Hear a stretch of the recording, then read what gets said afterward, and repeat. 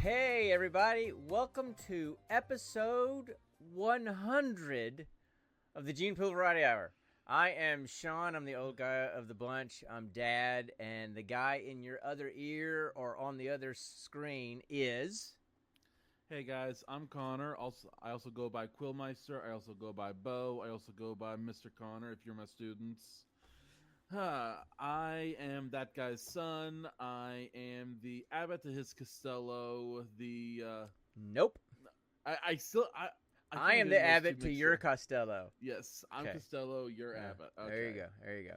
So Oh yeah. man, I am the Ben Stiller to his Owen Wilson.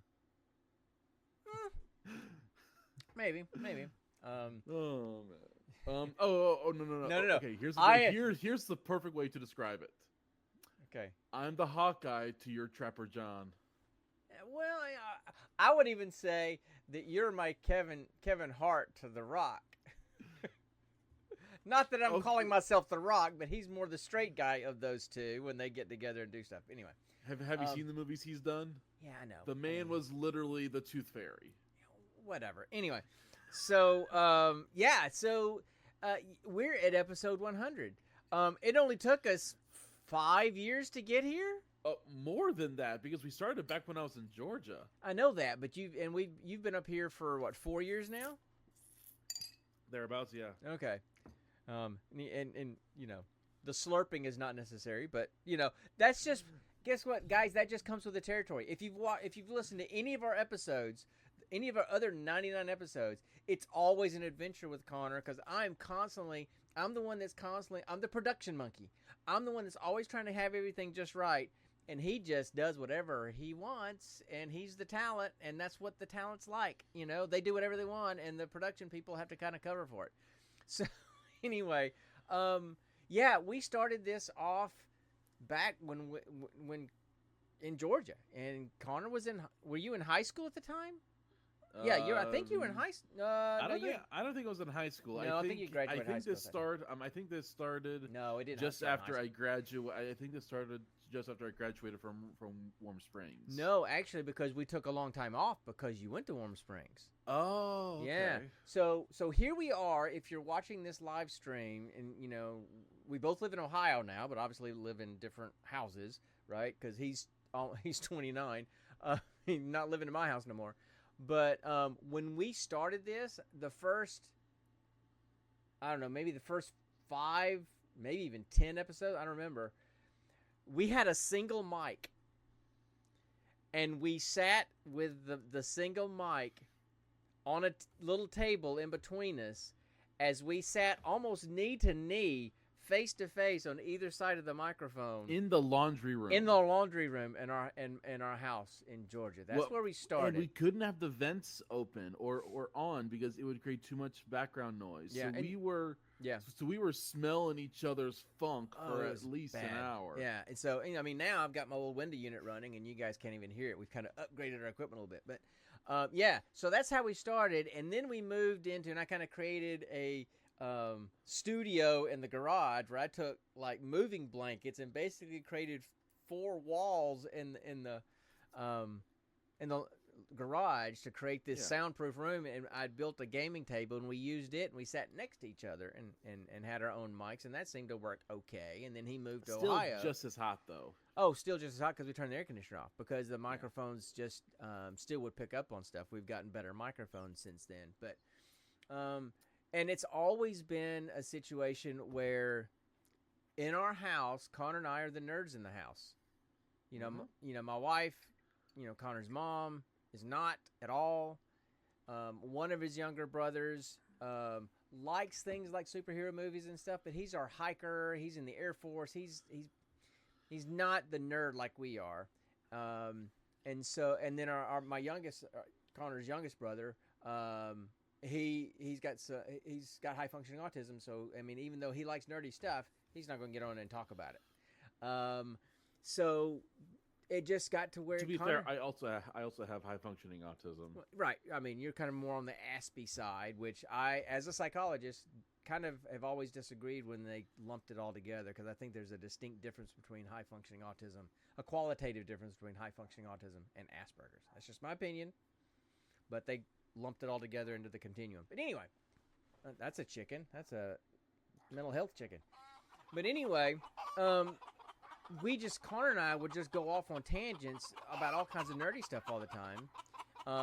And our families would just look at us funny. And we decided to do a podcast, and we just started doing it for fun. And here we are 5-6 years later at episode 100. Now, Yep. There's been several times of an entire year taken off, or several months taken off because of all kinds of life stuff that we're not going to get into, just life stuff. But hopefully things are starting to settle down, and maybe we'll be more consistent. But anyway, so here we are to episode 100. We talk about nerdy stuff. Our hook has always been that we pick a random movie off of one of the streaming services. We roll dragon dice to pick the service that we're going to watch off of, the genre we're going to watch, and the movie off of that genre that we're going to watch. So we literally watch movies at random and just chat about them. We never call them reviews because we're not movie reviewers. We just talk about them. And then we usually have some kind of weird geek question that Connor comes up with, and then we just talk about whatever nerd stuff comes to mind. So that's kind of what we do. So why don't we just get started? Where do we want to start? Where do we want to start tonight? Since it's our 100th episode, what if we talk about some of our favorite moments during our time doing the podcast? You know, just some things that like we remember fondly. You know, that could be movies or questions or on-air moments, stuff like that. You assume that I have a memory and can remember any of those things. Now, I remember some of the movies that we've watched that were fun. Well, then talk about those. The very first movie. Oh, here goes my stinking camera again. I don't know why it does that. Talk to the hand. Yeah, I got it. No, I didn't. Dadgum that thing. Stop. No, stop. Did that fix it? Nope. Okay, that drives me. I don't know why. I wish I could turn that feature off, and I can't. So I've got my camera, and somehow, because I talk with my hands, if my hand gets up on the screen, it turns on this tracking feature on my camera. And then my camera moves and follows my head everywhere. And I move constantly when I'm talking. So I will continue, while Connor's talking, I will continue to try to fix that thing. But anyway, so the very first movie we watched was a movie called Gora, which is a Turkish sci-fi satire movie that riffed on every sci-fi trope and classic movie out there, and it was one of the funniest movies we've ever watched. I still, to this day, just can't get over the fact that the closing credits theme music was Turkish gangster rap. Right. And, so we've seen weird stuff like that. We've seen some really, really bad movies. Oh, yeah. But we've seen some really, really, really good ones. Vast of Night is one of my favorite ones that we've seen. Coherence. That's that one. That's that one that was in a black and white with that long drone shot, right? It wasn't black and white. It was in color, but it was shot like a 50s movie. Yeah. And there was a lot of drone one shots in it. It was really good. I thought Coherence was really good. What's that? What was that one? I think Coherence was the one where there was like a dinner party, and a meteor was coming through, and then there was all kind of parallel universe stuff going on. Oh, and that so they one. were seeing, yeah. So they were seeing copies of themselves in the neighborhood and trying to figure out who was real and who was not, kind of stuff. Yeah, I remember that one. That was a good one. I don't remember, some of the really bad ones. There was this one that was really bad that really made me angry because of how much they messed up paleontological biology, Mm-hmm. Basically, they opened up a mine shaft, and inside this mine shaft had this chamber of dinosaurs that had somehow evolved to breathe and exist with methane. They lived in a methane gas pocket, and it's okay, so biologically, methane as a gas it's not physically possible to evolve like that, and even then, if a creature had evolved to breathe exclusively methane, and you put them in an oxygen-rich environment, a carbon dioxide-rich environment, they would basically suffocate. Yeah, I know. Well, I mean, look, when we watch really bad movies, It's they're literally not like going to... taking a fish out of water. Dude, they're not going to make sense. Do you remember Santa Jaws? Oh yeah, I mean, with the magic pen. Santa Jaws was a kid that liked to draw like comic type stuff, and his grandfather gave him a magic pen, and he drew a shark that had broken ornaments for teeth, had a sharpened candy cane for like a unicorn horn, and all of a sudden it appeared in the bay and started killing people. I mean, come on. We have to suspend reality with some of these movies we watch. Anna and the Apocalypse. Remember that one? Oh yeah, a zombie Christmas musical. I mean, literally a zombie Christmas musical. I'm going to pull up our I forgot that one existed. I'm going to pull up our Podbean account, and I want to see if I can recognize some of the movies that we've watched over the 100 episodes. Man, we saw a really good Bollywood movie. I can't remember the name of it because it was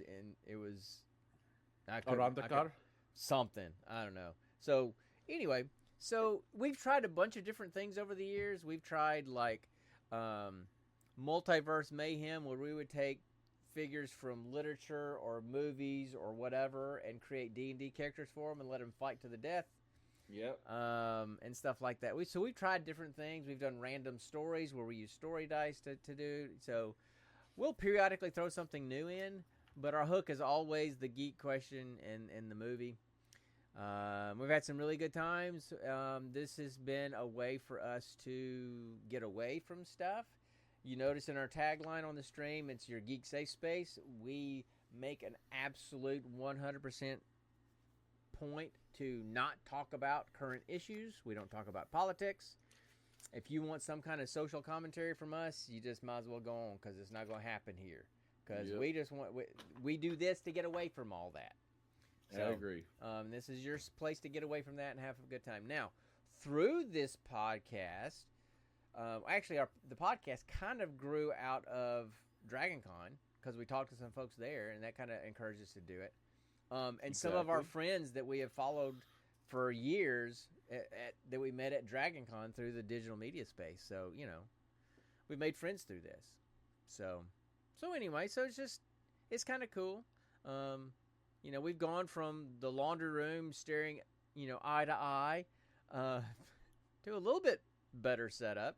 So anyway, we're still staring eye to eye, staring longingly in each other's faces. Yeah, that's kind of creepy because you're my kid. So let's not go there. So anyway, that's a whole Freudian can of worms. Yeah. So okay. I'll tell you what. Go ahead. Actually, that does beg the question. Yeah. Are you more Freudian or are you more Jungian? Neither. But that was you quick. know what I mean, right? Yeah, but I'm not Freudian. I'm not psychodynamic. I'm not Jungian. And he was not psychodynamic like Freud, but kind of he had his. I'm cognitive behavioral, man. I'm just kind of like, let's go. Let's talk about why your thoughts are screwed up. Let's fix your thoughts. If we fix your thoughts, we'll fix your emotions. If we fix your emotions, we'll fix your behaviors. Fair. That's pretty much it. So, I'm much more rational and logical in therapy than I am anywhere else in my life. Just ask your mother. Anyway, so I tell you what, let me get off my soapbox first. Let's get that out of the way. Dad, if this is a geek safe space, I don't know. No. This is what we were talking about a while ago. This is absolutely nerd stuff. I know it's nerd stuff, but it's hot topic nerd stuff. Whatever. And if you don't think other nerds are concerned and up in arms about this, I just told you the website crashed because so many people were canceling. No, I get it. I get it. So, I think Microsoft has made a huge mistake with the Game Pass fiasco that's happened over the last 24 to 48 hours. They came out with their social media account came up with this video saying, "Hey, here's all the awesome, cool changes that are coming to Game Pass." and they break it down into 3 tiers. And the reality is that they just decided they wanted to up the price. So Game Pass Ultimate, which is what I do, because you get 400 games that you can play on Game Pass. Any of Microsoft first-party releases, you get them on Game Pass day one that they're released. You can do all the cloud streaming and all that kind of stuff. Well, now they still have that. Yeah. And with Game Pass Ultimate, they've added Ubisoft plus classic games, which are like older Ubisoft games. I don't know how recent those games are. You still get the EA Play, and then you also get what is it? Like Fortnite, whatever their Battle Pass kind of thing is. So you get all that plus the games. And they increased the price by 50%. It used to be $19.99 a month. Now it's $29. It went from $20 a month to $30 a month. So now they're expecting you to pay the equivalent of 5 full-price AAA games a year for that feature. Now, I love Game Pass, and you know that I'm more of a Game Pass person than anything because as I'm getting older, I'm more of a casual player. I'll buy maybe 1 game a year, maybe 2 games a year, but they're the games that I'll play, and I'll play them for years, like Borderlands 4, like Starfield, like Skyrim, the ones that have just endless replay. But I'm not going to buy 5 new games a year. I'm just going to piddle and play little games here and there when I can. At $20 a month, I could justify that because I do play enough that I think $20. But $30 a month, I just don't know. So the next tier down is now Game Pass Standard, and it's $15 a month. But you get half of the games that you have on Game Pass Ultimate access to. You will get access to first-party releases, and their quote is within a year of release, and so forth. So that's been the biggest thing that people are saying. You've added features to the service that virtually nobody that plays for that service is playing anyway. Or if they're paying for that service, they've already played those classic games before. So you're giving us really nothing and increasing our price by 50%. And in some regions in the world, like in Brazil, they doubled the price. It's like if they went from $20 to $40 a month here. It's so bad that the website for your service, so many people started canceling their Game Pass service that it crashed the website. So I think one of my favorite quotes I saw is because they're going up to $30 a month. But Game Pass has said, we're going to keep it at $20 a month. Come buy the cards from us, and we'll still only charge you $20 a month. And someone said, it's bad when Xbox made GameStop look good. As bad as GameStop has gotten. So, so I just wanted to get that off my chest. I usually will, when I find deals, will buy several months ahead of time. So I'm paid through June of next year. But unless I get some more deals, come June of next year, I will probably drop down to a lower tier because that just doesn't make sense to me. Now, Connor's of a different opinion. So what's your opinion about it? Because we were talking about it a while ago. So the biggest hook with Game Pass is that you're getting all these games for free.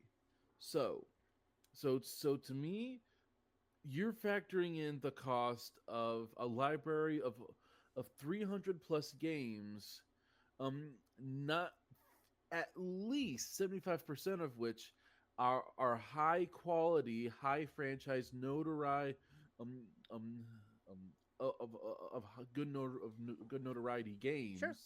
So like for example, the entire Gears of War saga, the entire Halo saga, basically all of Fallout. They're getting more and more Elder Scrolls stuff. They're getting they have a good bit of the Assassin's Creed stuff without going into the Ubisoft stuff. Plus with all tiers of Game Pass, it's still including EA Access, just already bundled in. That's another 100 games on top of all that. So, no. The only one that has EA Access is the Ultimate. The other tiers do not have that. Oh. Yeah. They don't have that. Okay. They also don't have the Riot games. They also don't have the Fortnite stuff. So I know what you're saying, but what So I'm trying it's to just you're tying in that cost plus Xbox Live into all that. So you're paying for a library of an ever evolving library of games Right. that is always going to be high quality stuff. Right. Whereas if you didn't have it, you'd be spending hundreds of dollars to get to have to play all those games, because then you would own those, right? You would own the copy, either digital or physical. no, I get that. So like, But here's the point you're missing. But you go ahead. I cut you off. You go the ahead point, and then I'll point. The point you think I'm missing is that they're paying more for services that have basically not changed. 2 days ago, everything that you just said was $20 a month. Today, the exact same service is $30 a month. So Okay. now, so yes, I agree. That stuff is a value. But what did they add to justify the 50% increase? The only things that they added were Ubisoft Plus Classics and the Fortnite Battle Pass thing or whatever it is. That's the only thing they added. They didn't add anything. But you also have to look at things from a business standpoint. They Xbox and Microsoft haven't really cranked anything of significance out in a while. Meanwhile, you're having systems like Nintendo, who even with the big uproar of Switch 2 prices, the Switch 2 is still one of the most high quality selling consoles in the past 10 years. I think look you need it to up. I don't think the sales are I don't think the sales are as good as you think they are. They were disappointing in their sales. I'm not saying they didn't sell well. Right? Thanks, Hammerdorf. So anyway, so I mean, it's just so because Xbox has to compete with these rising prices just to make sure they can make the money to give us the updates and give us the products that they feel like we deserve, they just have to do this stuff. All businesses have done it. It was just the cost of natural inflation with companies, right. So I'm going to probably, because there's still cards out there that are only $20 a month. I'm probably going to go ahead and buy some and try to extend it further out, maybe through the end of next year, and then we'll see what happens from there. So, but anyway, I wanted to get the negative stuff off before we moved on to the bizarre movie that I remember fondly from my college days when I first saw it. Oh, you remember this movie fondly?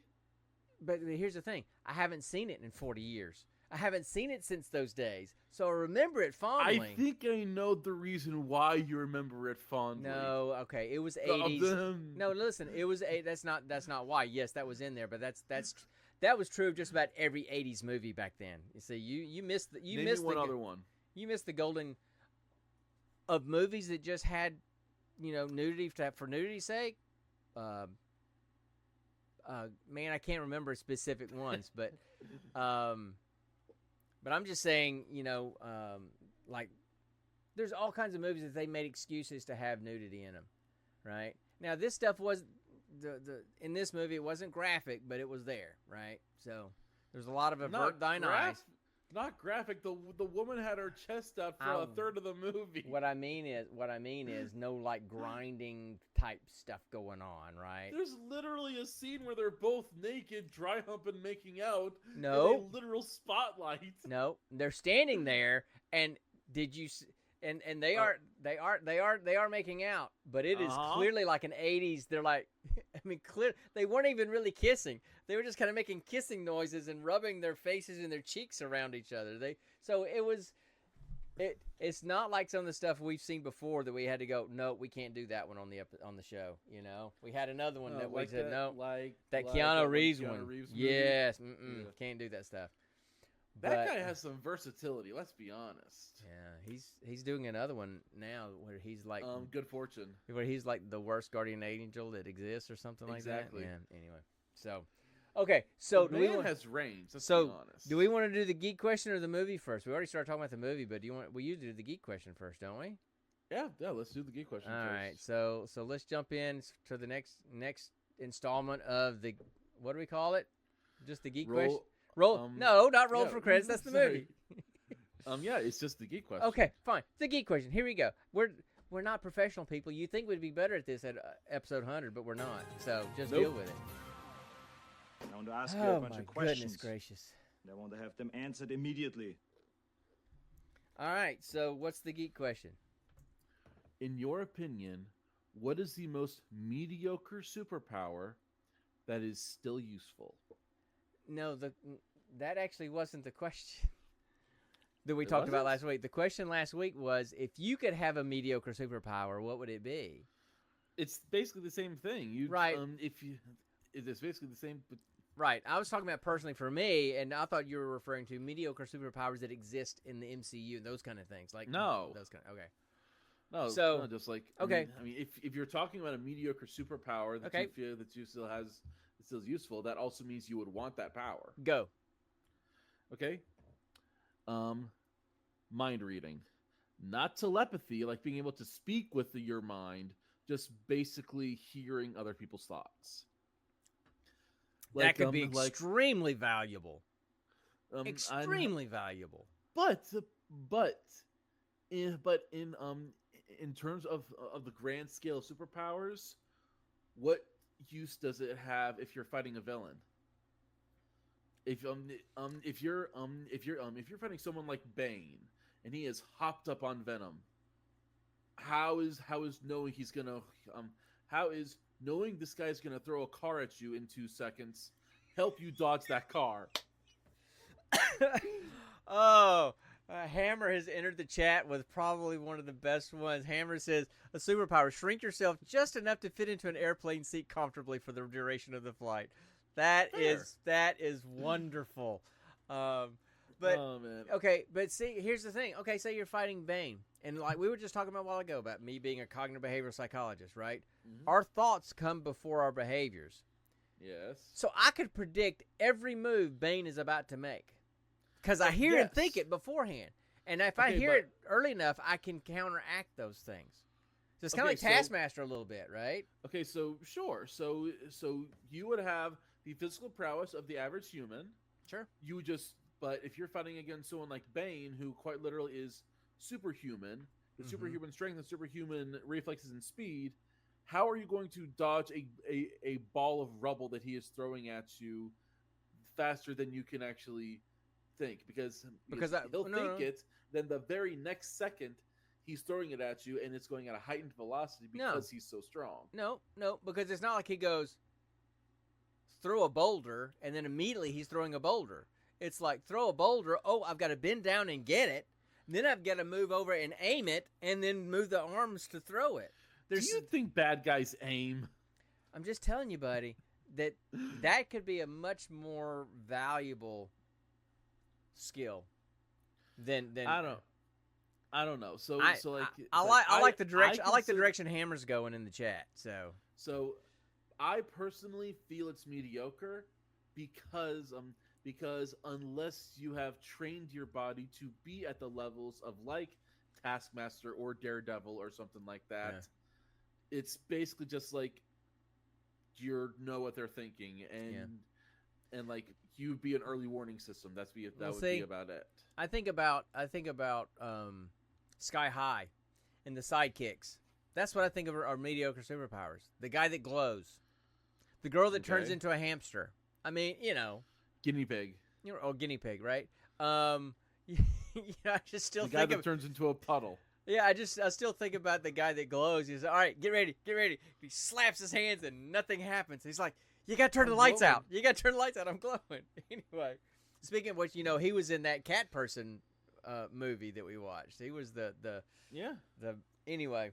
So I'm sitting here thinking, okay, what kind of superpower could I have that's not really a superpower. It's just a power I would have that'd make my life easier. That's mediocre. Here's what I'd like.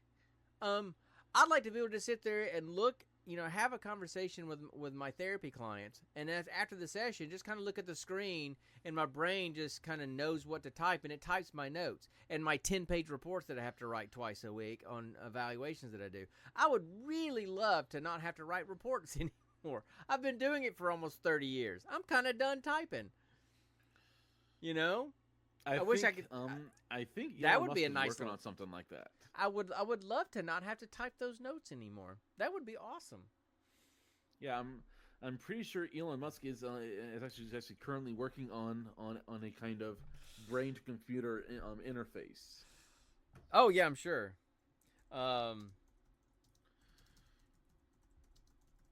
Let's see. What Another else? one. So let's see.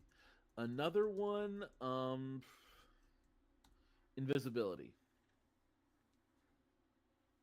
I don't know, man. That's feel not mediocre like at all to me. Because that's whenever I'm asked, I don't know, man. Yeah, but again, now, if you're someone like translucent from The Boys, and you turn invisible because your skin basically turns to a carbon fiber that can bend light, and you're basically invulnerable as you're invisible, I can understand that. But if you're someone like say Sue Storm, Invisible Woman, mm-hmm. all she does is just turn invisible. It's still her human body that can get hurt. She's just invisible, so she can dodge stuff a bit. But if you're fighting someone like Galactus, whose entire foot can crush 3 city blocks, unless you also have super speed, that ain't gonna do much. Yeah, well, I'm not really thinking about fighting Galactus. I'm thinking about, I could probably get into that bank really easy and get out really easy the next morning. So you old banks you could. New banks they have weight sensors, heat sensors, thermal imaging. Sure. So I get that. Optically you would be invisible. Mm-hmm. All the other stuff they would have you dead to rights. Yeah, but so they would see. So what would happen is they would turn their thermo vision on, right, and they would see there's somebody in the bank, but then they wouldn't see anybody in the bank. So unless they're going to come in with thermal goggles, which they'll probably do eventually, right? That's why I got to constantly be moving. But anyway, and I would most likely use my powers for evil instead of good, which is not good. But okay. So what are some other ones? What are some other good ones? Talking to animals, basically full on Dr. Dolittle. I could say that is mediocre. I mean, what advantage does that give you other than to always have people to talk to? What? Just got a little mixology going on over on the other screen. I mean, it's just lemonade. All I'm saying is, from the production monkey, it makes my eye twitch. Okay. Sorry. It makes my eye twitch because guess who has to edit the podcast part? Okay. Fair. Live is no big deal. So look, talking to animals is cool, but unless you have some kind of full on hive mind connection, like for example, Squirrel Girl, she can talk to squirrels. She can also control squirrels at a giant hive mind structure, to the point where she literally has thousands of squirrels at her command at any given moment. Right. But the version I'm talking about is basically straight up Dr. Dolittle, mm-hmm. literal Eddie Murphy. Sure. That's it. You can just talk to animals. Okay, that's it. I guess another one that I was just thinking about, which is mediocre in terms of superpower, but man, I would love to have it. Have the ability to just naturally, completely manage the air temperature immediately around my body, so that I'm never hot, I'm never cold, I'm always comfortable. Oh, okay. So I'm talking about actual superpowers that are mentioned. You're talking about minor mutations. Yeah, you see, because that's what we said. The question that I read to you last week, that when we were talking about different questions, was the question was, if you could have a mediocre superpower, what would it be? So it doesn't have to be one that's in the canon. It can be whatever. It's a mediocre superpower. It's definitely not natural, but it's definitely not very, very super either. It's the mediocre power. That would be kind of cool to never have to worry about, do I need to wear a jacket today? In the fall here in Ohio or down south where it's like 40 degrees when you go outside, but then it's 85 when you get out of work. I mean, I would always be comfortable. That just would be nice. It would serve no purpose other than completely selfishly keep me comfortable. But that's okay. I'd be happy. Oh. Yeah. Here's one. Okay. Engineer. I saw Be careful. This show. There's a lot of engineer friends of ours. No, listen. I saw this show called The Misfits long time ago. It was on Hulu. Yeah. There was this girl that had this weird gift, and that she could literally just look at engines and then just like follow paths of combustion in her mind, and then like know how to fix them. Cool. Literally, that's all it was. Just basically, she could do that. She could look at mechanical parts and then just instantly know what and how. Yeah. Okay. I mean, like, it's cool and useful in a very hyper specialized field of expertise. Okay. All right. So let's shift the question a little bit. Okay. And let's look at like superheroes, in the MCU or DCU or just somewhere in comics or whatever. Of those characters, which ones would you say are pretty mediocre powers that they have? What would you say? Robert Downey Jr. Ollie his is smart. Yeah, he's just smart. That's it. It's all his machine stuff. Yeah, right. Okay. So that's not really even a superpower. That's just he's really smart enough to. I mean, I guess some people might say his intelligence is a superpower, but I mean, there's lots of it. I mean, Musk is a smart guy, but he's not a superhero. He doesn't have an Iron Man suit. Yeah, Aquaman. He could be one though. Yeah, Aquaman. I agree. I mean, I was fascinated with Aquaman when I was a kid because of the Aquaman show and how he swam. I even taught myself to swim when I was a kid, like that whole kind of mammalian motion thing. Yep, I taught myself how to swim that way. Yep. You taught me how to swim like that. Yeah. So yeah, I mean, I agree. Just that one has always kind of been Who else? Who's another good one? There have been to be fair, there have been a lot of adaptations and in theories as to all the powers Aquaman technically has. The only two that people seem to focus on is being able to communicate with ocean life and being able to breathe underwater. Right. A lot of people forget he also has superhuman strength and superhuman speed on both land and sea. Right. He also has the ability to basically waterbend, control water and use it to form structures and make attacks and such. Yeah. He has a lot of versatile powers, but people only seem to focus on the hyper low specific stuff, Dazzler. She can make pretty lights. Yeah, exactly. She can make pretty lights. I know exactly what you're talking about. There is also this one character in the DCU. Just DC universe. Yeah. Right. I forget his name, but his power is literally breakdancing and somehow firing lasers as he's breakdancing. Okay, so he's kind of like the laser blossom or whatever it was called in The Last Starfighter. Except it was dancing. See, I failed in my education of you that you've never seen The Last Starfighter. The name sounds familiar. I just probably only saw it one time. I need to find it on one of the streaming services. We need to make that a priority on one of our episodes for you to see The Last Starfighter. Love that movie. Let's see. Another hero that I feel like is is mediocre. Daredevil. Okay, what makes what makes his mediocre? His superpower is basically just the enhanced version of what blind people actually already have. That's all it is.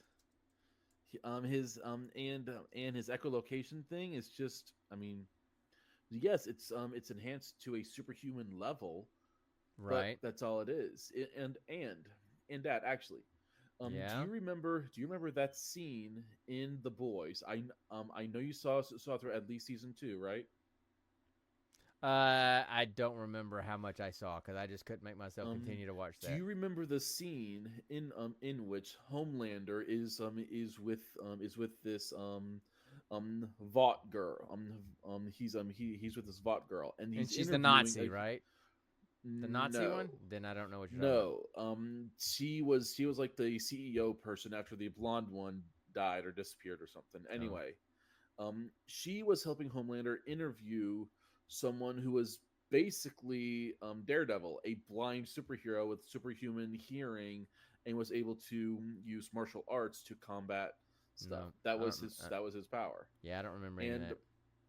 And Homelander showed the glaring weakness in someone like that.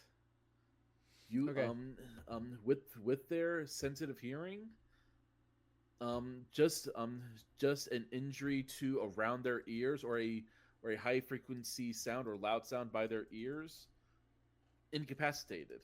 I mean, just instantly. Think about it. And when you're literally fighting against dozens of guys who all have non-silenced automatic firearms and shotguns, and also sometimes heavy pieces of rebar smacking against concrete, which make loud sounds, one would think he would get overstimulated pretty easily with that. Yeah. I'm just kind of drawing a blank. I'm trying to sit here and think of like Avengers, all the Avengers movies, all the superhero movies, about what would be a good response to one of those. You know what I mean? You think about Ant-Man, which is kind of cool, but it's a suit. It's not his power, right? Yeah. I'm just trying to think, man. Of some, I mean, a Squirrel Girl sounds just kind of weird to me, right? So, I was scrolling through, looking at an article about some of the lamest powers out there, and it's like one of them was like ventriloquism. That's not really a superpower, but apparently one of the characters has ventriloquism as a superpower. So, I mean, if you think about it, that's just basically telekinesis, but with anthropomorphic models. Yeah. So anyway, I'm trying to think of some other ones that were really. I mean, I really loved I loved the idea that they did, the plot idea in Sky High. I honestly, I think it's one of the most underrated little superhero movies that's out there. I agree. It needs a reboot. It needs a reboot. Chronicle needs a reboot and or a sequel. Oh, yes. Fast Color needs a sequel. Don't think I know that one. Oh my! You need to watch it. It's on Amazon Prime, I think. It is a non-superhero superpower movie. It is wonderful, and it follows like a family of African American women that they have this power that goes through them. So it's like 3 generations. It's like a grandmother, a mother, and the daughter. It's really, really good. You really need to check that one out. So, but yeah, I just like the idea in Sky High. You know, they went in and the gym teacher checked out the superpowers to see if, are they a superhero or are they a sidekick, right? And if they had really cool powers, they were superheroes, or if they had really boring powers, they were a sidekick. My favorite was when this guy, he's standing there and he just spits on and it's, it goes onto the post or something. I forgot what it does, and he's like, sidekick, and then all of a sudden the whole post just melts because it's like acid spit, and he's like, superhero. I don't know, man. I like that idea that they did that, but they also had some pretty high quality actors in that movie too. Yeah. Wasn't Kurt Russell in it? Yeah. The girl that played that did like the Ivy stuff that was able to grow plants. She then became Caitlin Frost in Flash. Yeah. Right. And then of course, the guy that glowed was in that movie that we did a few episodes ago, Cat Person. Yep. Who else was in that movie?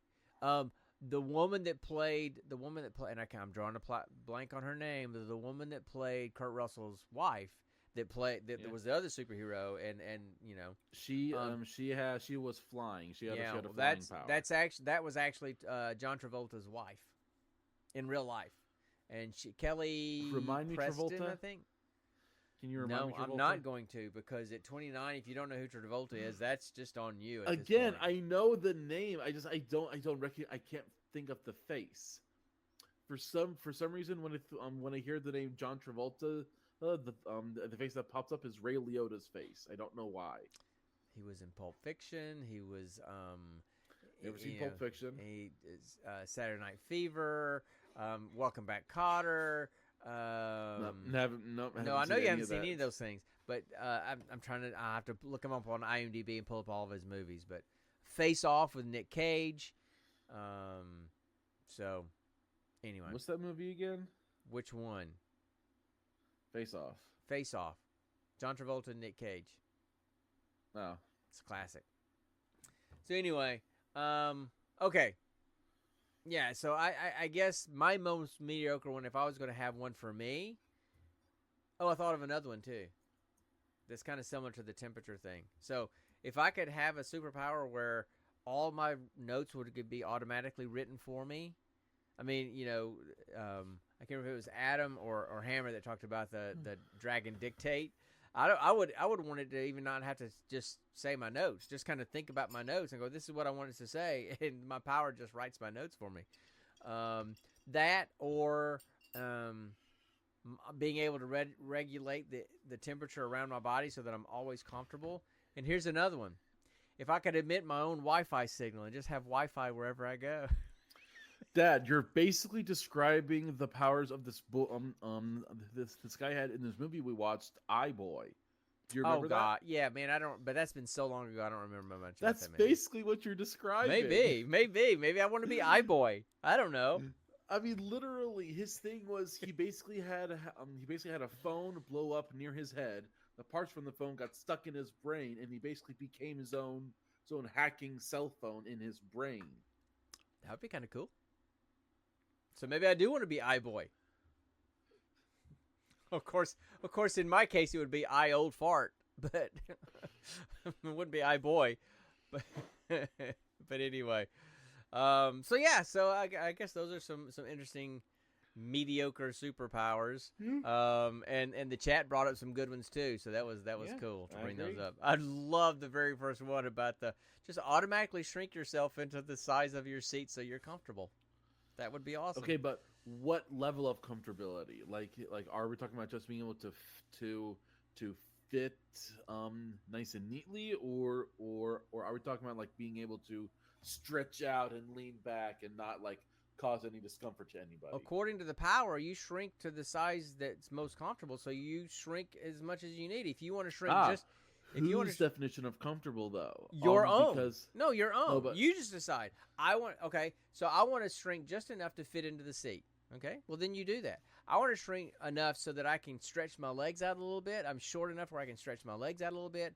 I mean, you shrink to your own, No, you want to shrink so much that you can go in the carry-ons, the overhead bin, go for it. So yeah, I'm gonna pull up two here. Let's see. So no, look, see, he says verbatim, superpower: shrink yourself just enough to fit into an airplane seat comfortably for the duration of the flight. Right, but I guess so. See, that doesn't mean your definition of comfortable. Well, or the airline's definition of comfortable. I disagree. Because yes, I agree. It's open to interpretation.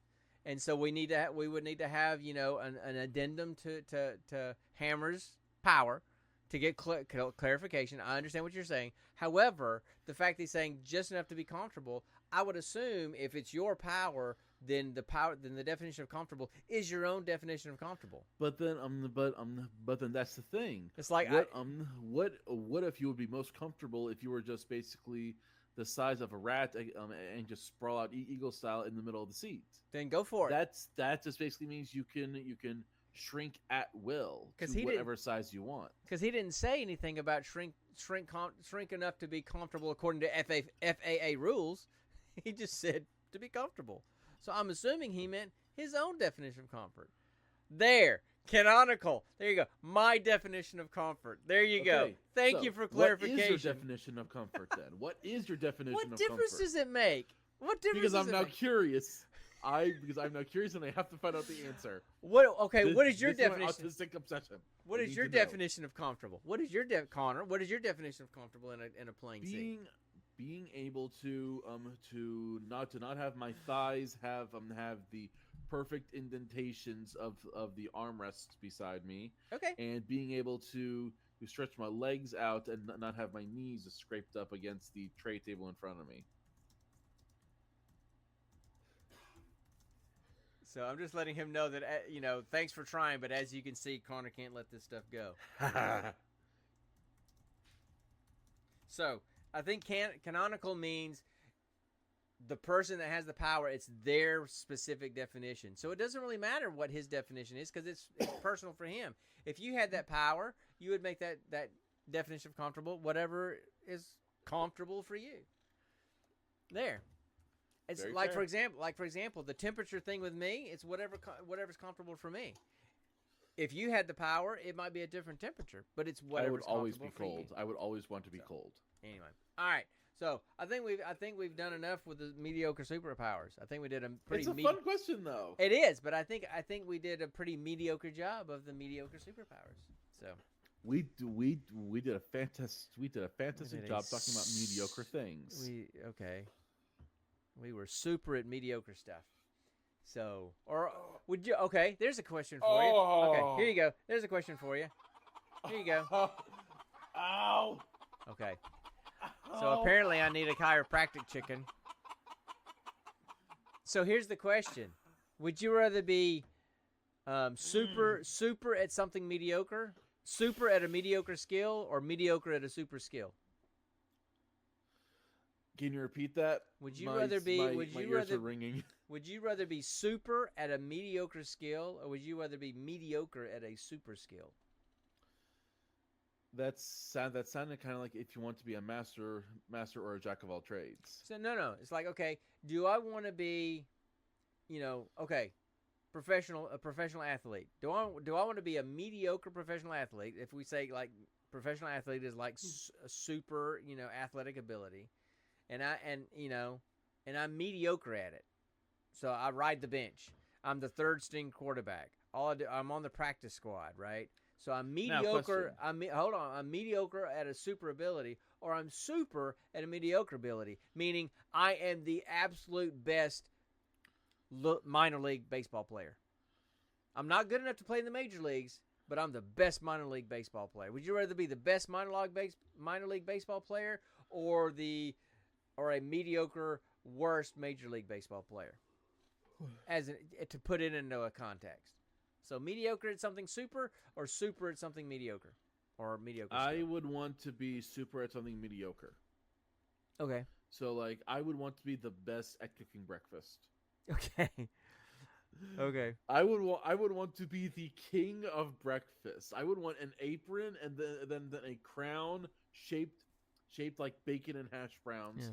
Yeah. To literally say I am the king of breakfast. The food you eat that I make for breakfast will be the most delicious stuff you will ever taste. Gordon Ramsay would kill to have my sausage. Gotcha. Okay. So Hammer just brought up in the chat, big fish in a small pond, in contrast, small fish in a big pond.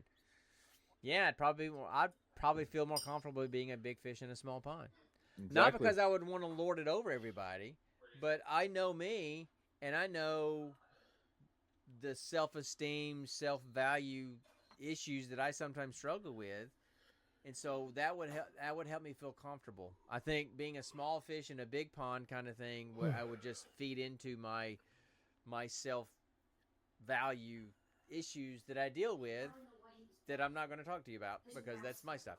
So, there's a mouse in my room. So, anyway, apparently there's a mouse in the apartment. Yeah, well, that happens in apartments. That's what happens. So, because all apartments have mice.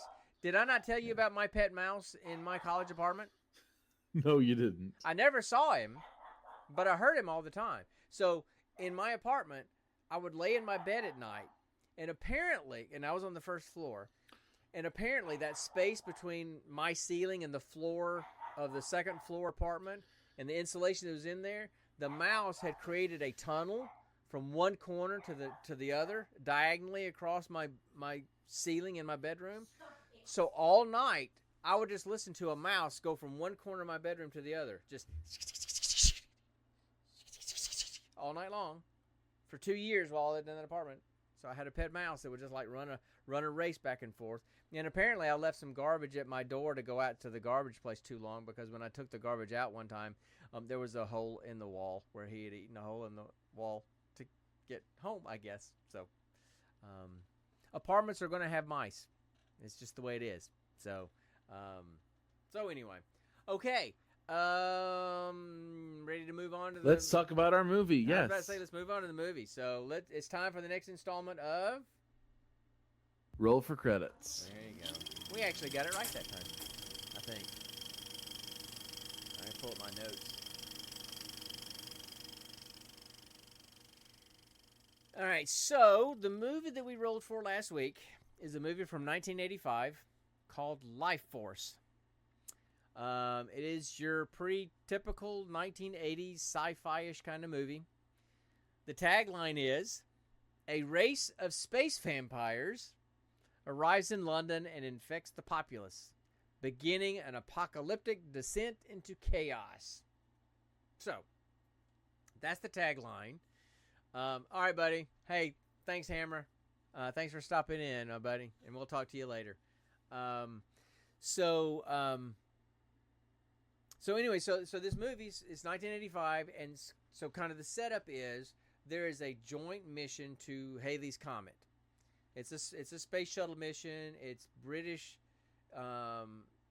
their space agency, and NASA. So we got Americans and we got British, and they're on this space shuttle mission to Halley's Comet.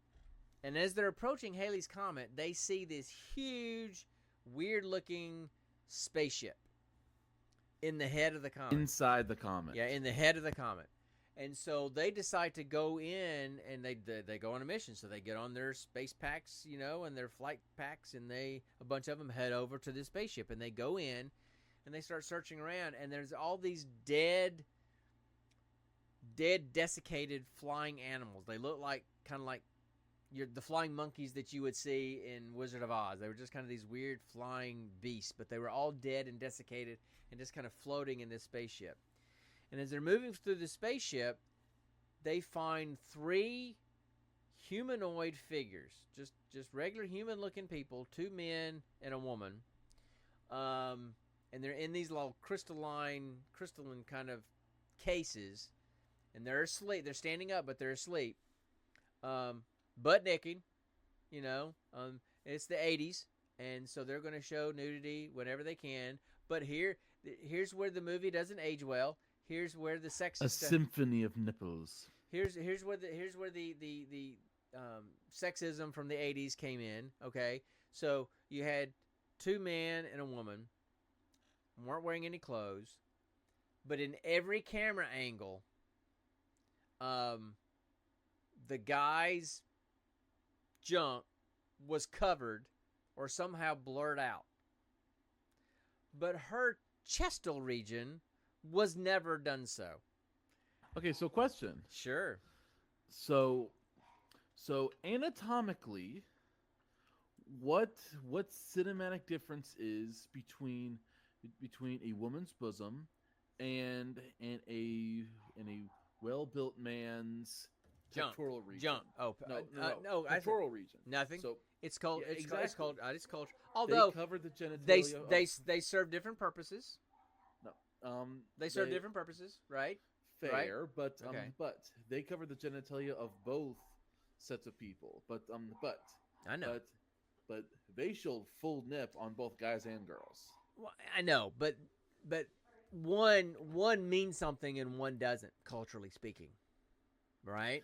So Back then I can understand. Nowadays people don't care culturally. yeah, they about still do. They whichever still set. do. There's a small subset that don't, but most people still do. Okay, you can't. Okay. You can. Okay. The vast majority of people do make a difference. But anyway, so there was a lot of, because I try to be good, there's a lot of averting thine eyes on my part in this movie, because she pretty much, if she was on screen, she was on screen. Only in one scene did she have clothes on. So I heard her voice really well. I didn't see her often, but that's just the way it is. But it was an 80s movie, and I had remembered that was kind of part of that movie because I saw it back in the 80s, and it came out in 1985. I saw it back then. I didn't remember it was as much as it was when I saw it this time. But, so anyway, so the thing is, the story is that they find these humanoid people, these humanoid beings, and they bring them back onto the ship. And then you cut to, weeks later or whatever, and the space shuttle comes into Earth orbit, and they can't get any radio contact with them, and they send a mission up there, and they go in, and the shuttle is completely gutted, burnt, it's been set on fire. Everybody is desiccated and dead, except for these three humanoids. They're still in the little crystal cases, and they're still alive. So they bring them back to Earth to study and see what's going on. And hijinks ensue for the rest of the movie. Really, it's kind of like vampires, but and the reason why it's called Lifeforce is because these beings literally suck the life force out of you. And it's like your typical 80s cheesy special effects of lightning coming out of one mouth and going into another mouth as they're kissing or whatever, right? So it's that kind of thing. And I don't know if you remember, Connor,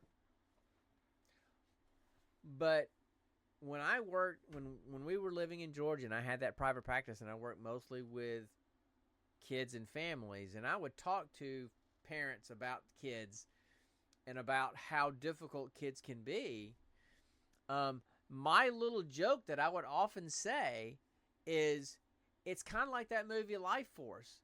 It just sucks the life out. Kids just suck the life out of you. Do you remember me talking about that? This movie is where that came from. This movie is where that came from. Exactly where this came from. And so all of a sudden they see, she wakes up and attacks somebody, sucks the life out of him, and he just completely desiccates, and he looks like he's just skin and bones. And then she leaves. She escapes from the facility, but then they find out that they're about to do an autopsy on this guy, and he's still alive. So like 2 hours later, it's like an incubation of 2 hours later, he wakes back up, and then he has to try to get energy from someone else. And so it's like this chain effect of almost like a disease, but you're just, I suck the life out of you, and you become a desiccated thing, and 2 hours later, you're going to need energy, so you're going to go get it from somebody else. And it's just going to spread that way, right?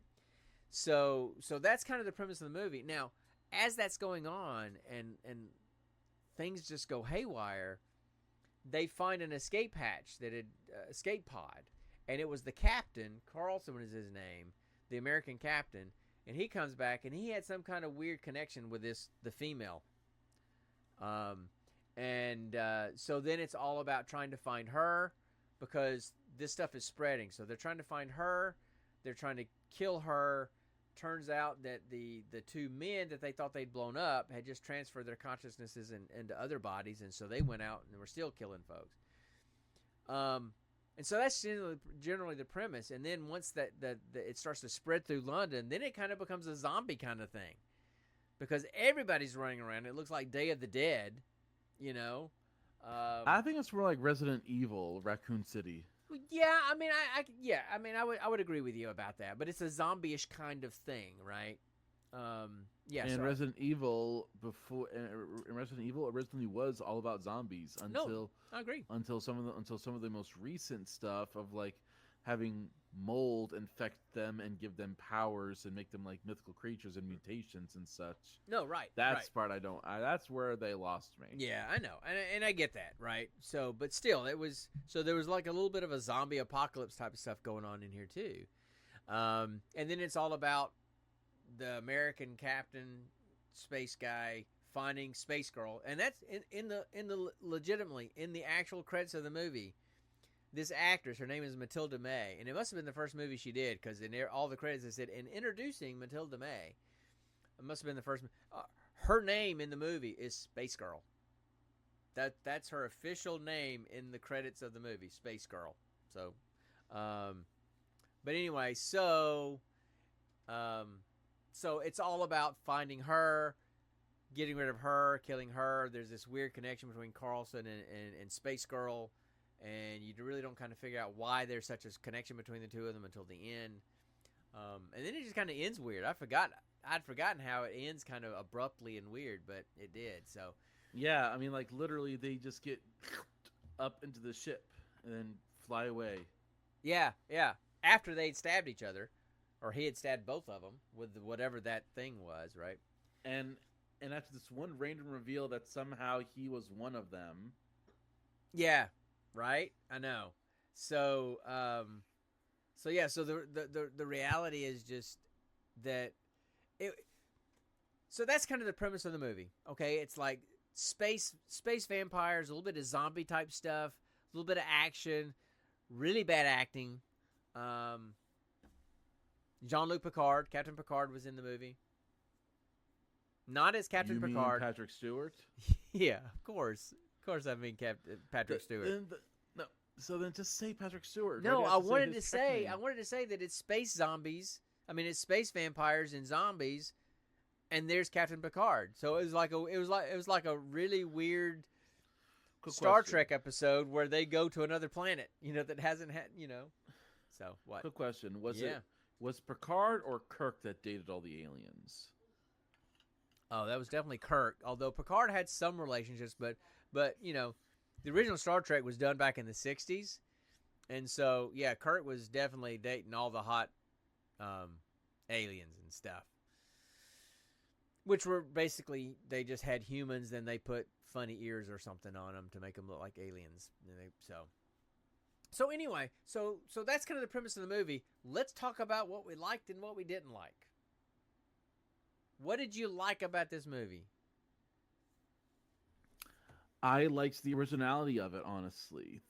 Even though it was a crap movie, it took some very, very original kind of steps for its time period. Anyway, I mean, nowadays everything's been done to death. So I'm sure there's already been in modern day space vampire stuff out there, but this was the pioneer of space vampires. I mean, I don't remember any movies about space vampires before this space vampire movie. You're right. So, I thought it was kind of a neat twist. I agree.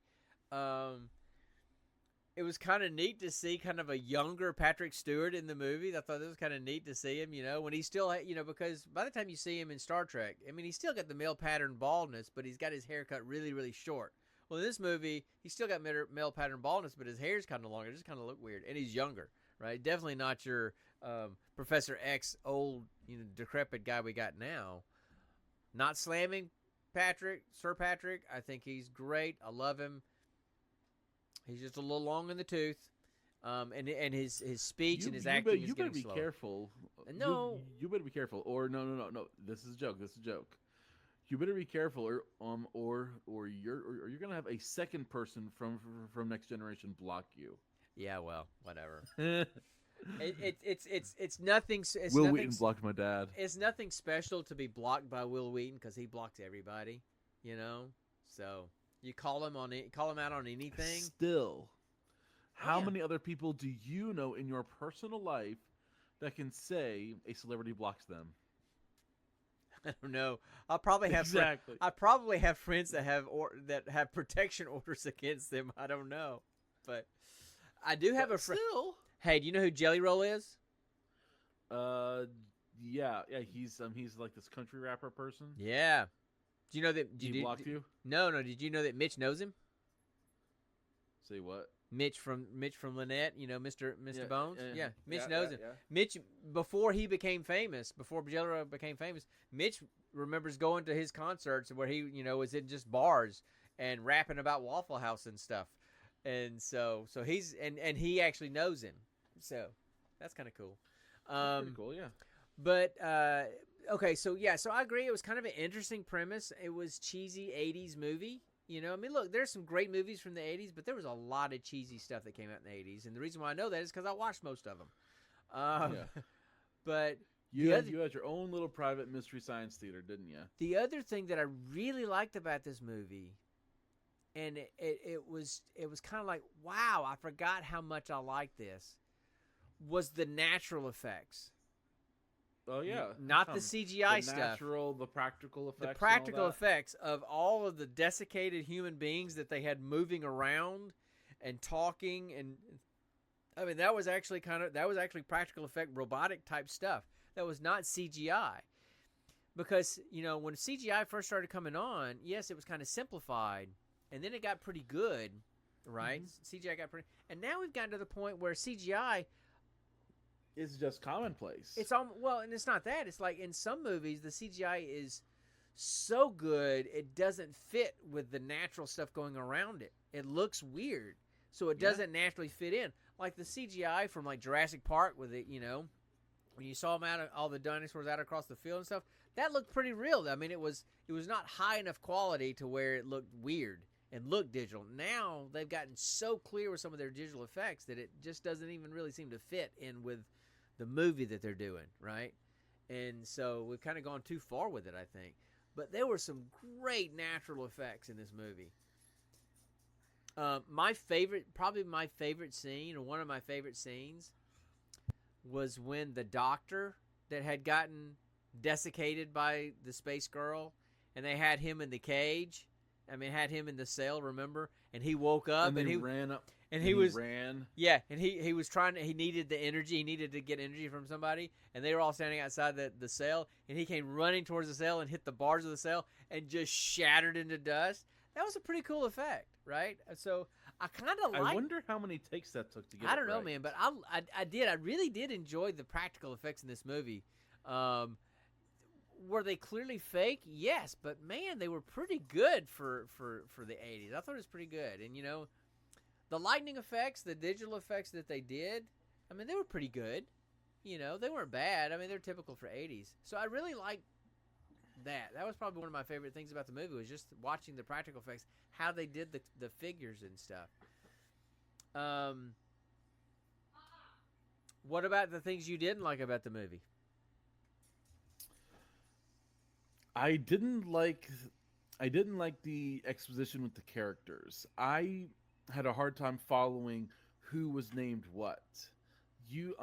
I figured out the name of the ship before I even figured out the name of any of the other characters. Yeah, and you know, I mean, here's my thing. My thing was, I mean, the credits tell it all.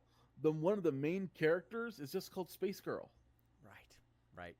And to me, it wasn't so much the characters. It was like there was just really some weird jumps in the plot that kind of went, wait, what happened? And here's some other things that I didn't like. Just some things that were okay. So, the scientist, one of the scientists, was like a biochemist, right? But when the colonel came back and they had him in the bed, and he had that nightmare where the girl kind of visited him in his brain in his sleep. He's suddenly a hypnotist. He said, "Hey, I would like to hypnotize you." I'm like, "Wait, you're a biochemist. When did you go learn how to do hypnotism?" So he did hypnosis. Hold on.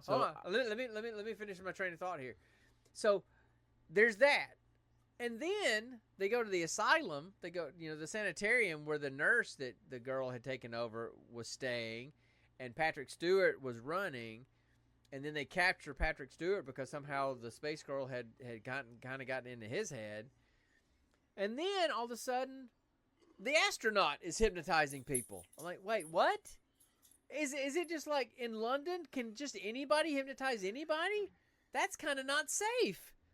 So if the taxi driver can hypnotize me, in London, I don't know that I want to go to London.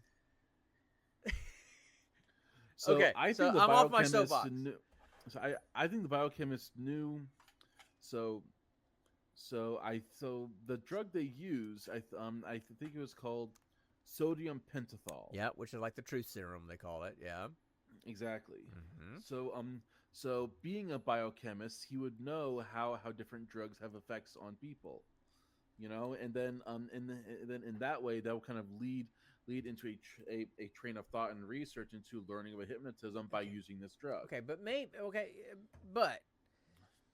that's like how did Carlson then know? No. Well, there's that, but by your logic, that's like me saying, well, hey, chemically, I know how antidepressants work, so I should be able to prescribe medication. No, but you have to go to medical school. You're a medical doc. You are a psychological doctor, without a medical degree. This guy had a biochemical degree, which is a PhD, not a medical degree. It's not a medical degree. A biochemist is a PhD. A doctor in biochemistry is a PhD. It is not an MD. So same thing, different field, same concept. So there was that, and then, but even regardless of him, you got some astronaut. Some American captain astronaut going, hey, I'm going to do this. And here's the other thing. When they were using the sodium pentothal to hypnotize, and they weren't really hypnotizing, they were just drugging him. They didn't do any hypnotism with Patrick Stewart's character, but they shot him up with sodium pentothal, and literally 30 seconds later, they shot him up again, and then literally a minute later, they hit him with 2 shots of sodium pentothal in his neck. So in a span of 2.5 minutes, they hit him with 4 doses of sodium pentothal. Nope. That's not how this works. That's not how any of this works. So that kind of stuff made my eye twitch when things just kind of went off the rails. And here's another one. I laughed out loud. I finished watching the movie today during my lunch break at work on my phone with my earbuds in. I literally laughed out loud in my office. When they were at like the NATO headquarters, when they had quarantined London and stuff, and they were talking about that the 2 male guys had taken over some human bodies and were out infecting people, and they're like, and if they're out there, then it's just going to spread, and it's going to just spread geometrically. And wait, what? Spread geometrically? So like. Do they mean geographically? What's the cosine of?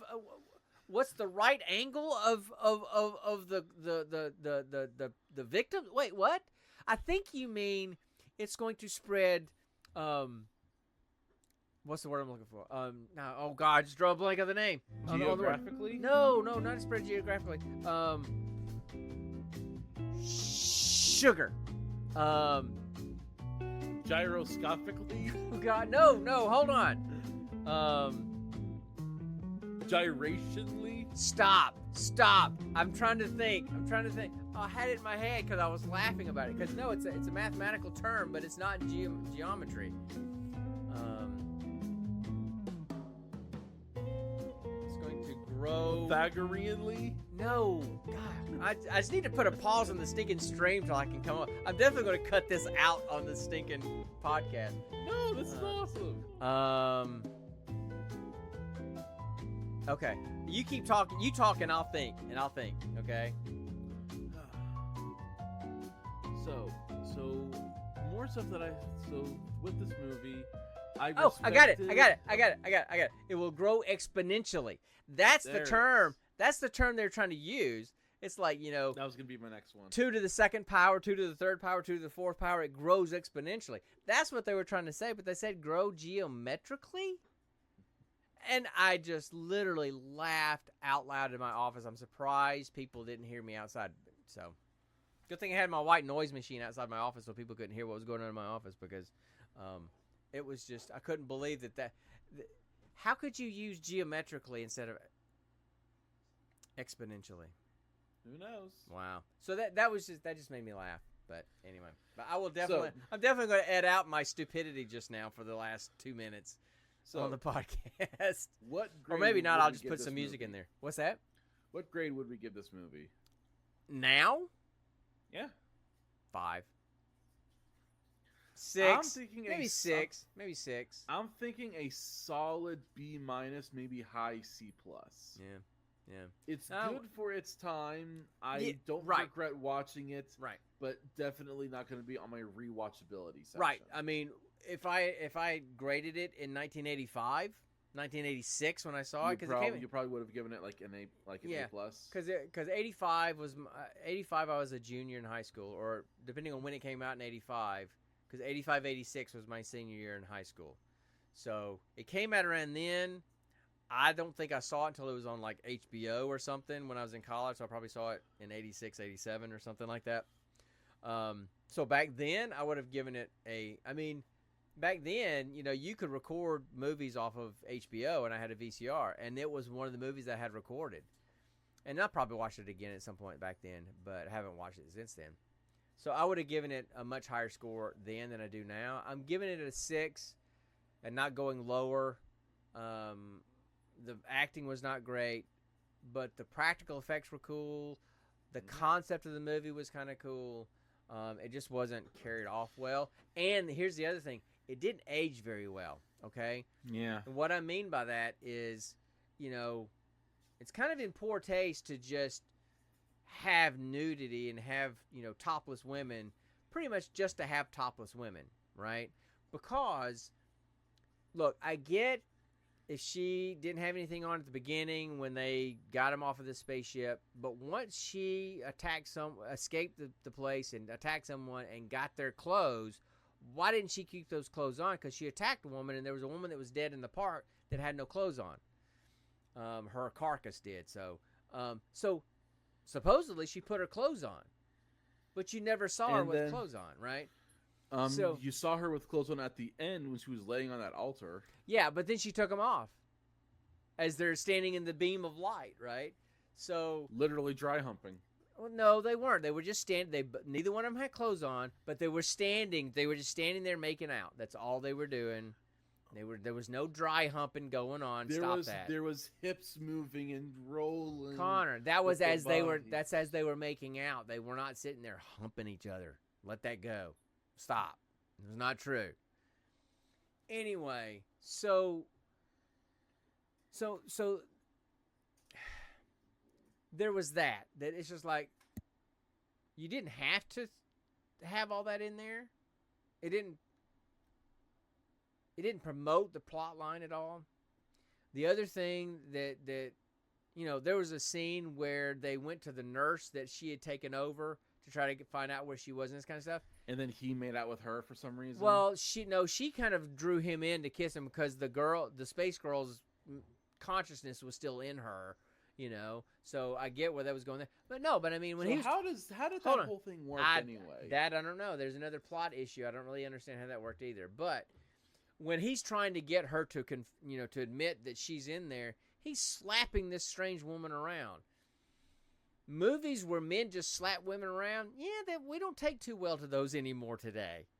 Nope. 40 years ago, you kind of accepted it, I guess. That was kind of, so there was just some stuff that just, looking at the movie now 40 years later with a little bit different mentality and a little bit different culture that we live in now, I just kind of spent a lot of time kind of going, I don't think so. I don't think we should be doing that.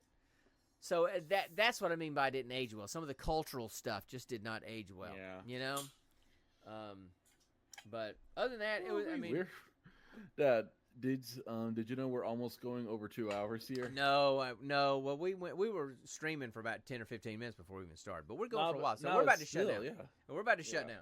So that's it. That's all I got to say about this movie. 1985. Expect a 1980s sci-fi movie. Just if you go into it with that expectation, and the gratuitous skin that they're going to show in an 1980s movie, then that's what you got, right? And if you want to see Patrick Stewart before he was Captain Jean-Luc Picard, there you go, where he is screaming like a banshee and jumping around. Anyway, so it was just kind of funny seeing him acting very differently than you would normally expect him to see these days.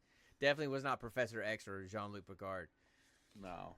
So, okay, well, I'll tell you what. Let me roll for our next. So that's what all I got to say about Lifeforce. You got anything else to say about Lifeforce? Nope, okay, I'm good. Well, let me roll for the next movie, and then we'll leave. And then we're probably going to go play some Borderlands or something. I don't know. We'll see. So, Yeah. All right. We roll a 20-sided dice to figure out what streaming service we're doing. Then we roll a 10-sided dice to figure out what genre, and then a 100-sided dice to figure out what movie in that list on that genre we're going to do. So I'm going to roll my dice here. Okay, and let's see what I got. So shiny click clack. Yeah, so I got. So I rolled a 5, and on our little listing that we have, a 5 would be Amazon Prime. So we're going to watch a movie off of Amazon Prime. Again? Yeah, I mean, here's the weird thing. Last week we rolled a 5 and got Amazon. This week we rolled a 5 and got Amazon. Last week we rolled a 1 to get action and adventure, and this week we rolled a 1 and got action adventure again. So we're watching another action adventure. There's not a Lifeforce 2, is there? No, there's not a Lifeforce 2. No, I don't think there is. I don't think there Lifeforce 2, The Suckening. Sorry, I got to cover my mouth so I don't blow everybody out on my microphone. That was pretty good, Connor. No. Lifeforce 2, it gets suckier from here. Okay, so, all right. So, 5 Amazon Prime, 1 action adventure again, and then I rolled a 37. So, Okay. y'all give me a few minutes. I'm going to go pull up the action adventure list on Amazon on Prime Movies, find the 37th movie in that, and then we're going to go from there. So, y'all hang tight, okay?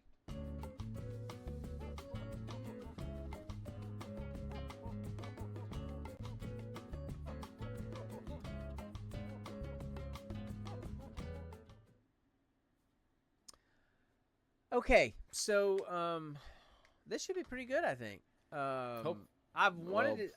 We've thought that. We've thought that about a lot of things.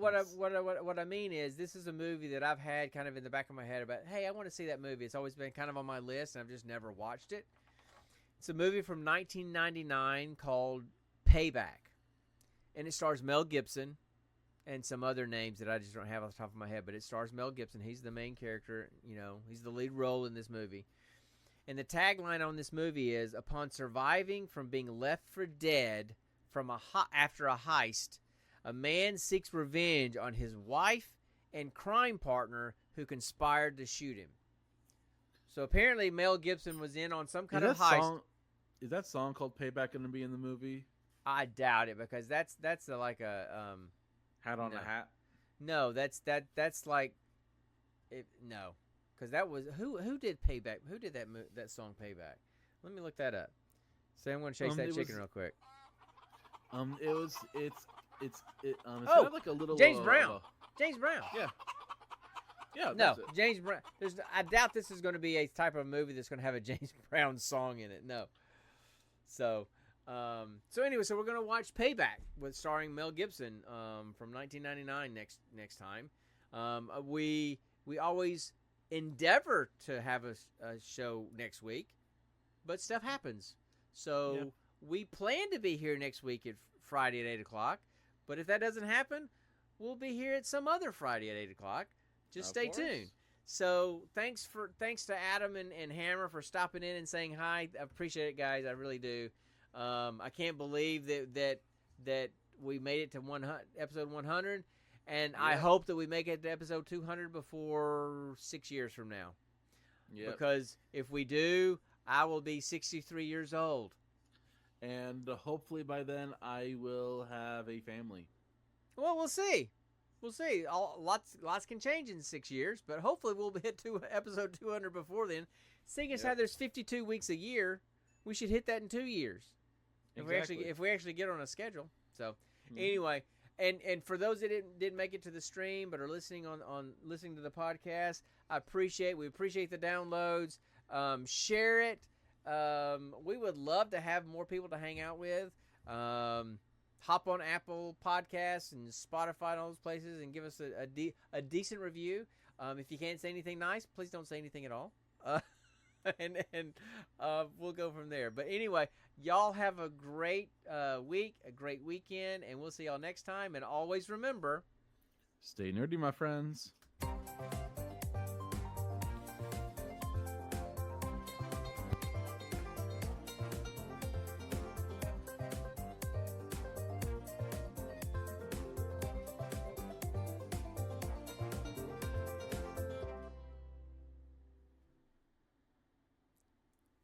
You're still here? It's over. Go home.